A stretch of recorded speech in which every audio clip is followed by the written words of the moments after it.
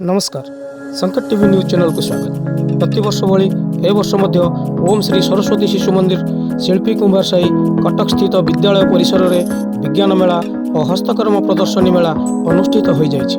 एही विज्ञान मेला और हस्तकर्म प्रदर्शन विद्यालय प्रधान शिक्षयित्री जयंती छतार और सहशिक्षयित्री सुकांती छतार तत्वावधान एवं विद्यालय शिक्षयित्री संयुक्ता दास, मोनालिसा खुंटिया, शुभश्री सेठी, सुजाता चौधरी, राजलक्ष्मी साहू, सोनाली बारिक, शुभश्री बारिक, संघमित्रा राज, रेणुबाला पंडा और रश्मिता महाराणा पूर्ण सहयोग सुचारू रूप से परिचालित करा जायथिला। एही परिप्रेक्षी विद्यालय कुनि कुनि छात्र छात्री हस्तकर्म और वैज्ञानिक कर्मकौशलर जीवंत चित्र देखा मिलता।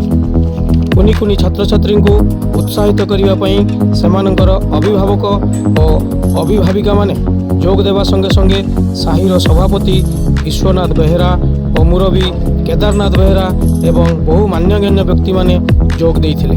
कैमरामैन चैतन्य सहित पूर्णेन्दु प्रधान का रिपोर्ट STV।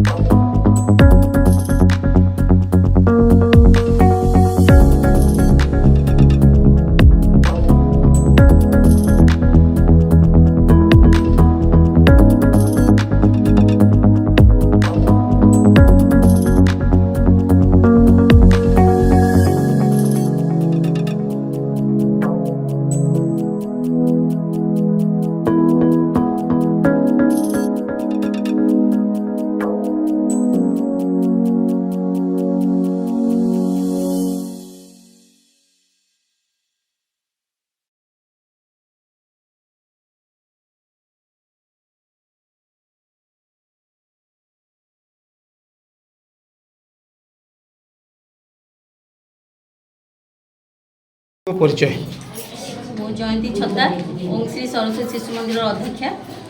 या ये जो विज्ञान मेला आप अनुष्ठित करछंती या द्वारा आपणकर कौन आगु को कौन उन्नति पिलांकर अवनति पिलांकर से विषय आप कौन कहबा चाहते?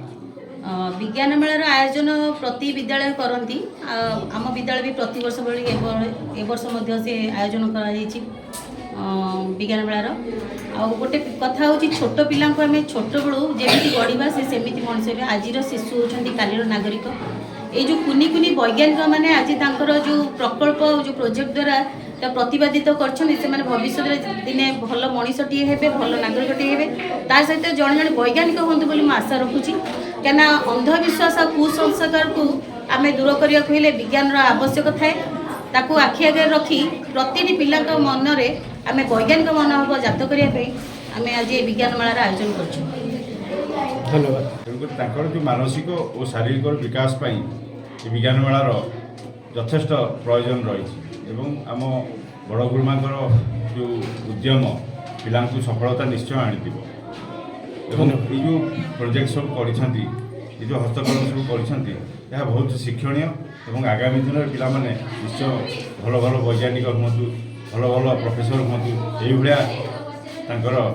उत्तर उत्तर उन्नति हो। धन्यवाद। आपन परिचय?